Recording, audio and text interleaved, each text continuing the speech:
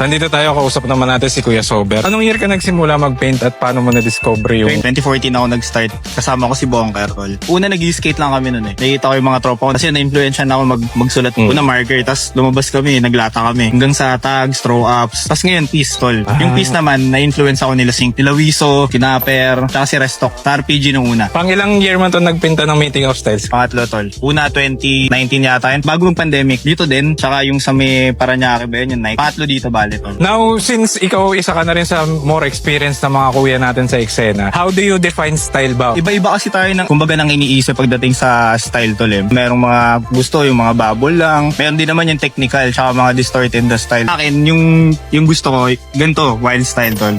Ayun yung trip kong style. Sa iba kasi, di ba, gusto nila mga tags, throw ups lang. Kumbaga ako, trip ko kasi mga piecing na ganito. Production style. So parang sa'yo kuya, preference mo rin kung ano yung style na patutunguhan. Ayoko mag-stick na dun lang kasi sa ano eh, puro tag lang ako. Oh. Pero syempre dun ako galing, tol eh. Respect ako sa mga vandals na tropa natin. Yan sila lang. When it comes naman sa mga gusto na mag-trip na bagong artist, na gusto mag-try ng graffiti, street art, ano ba may advice mo sa kanila? On your perspective? Tuloy nyo lang yung ginagawa nyo kasi may may pupuntahan kayo.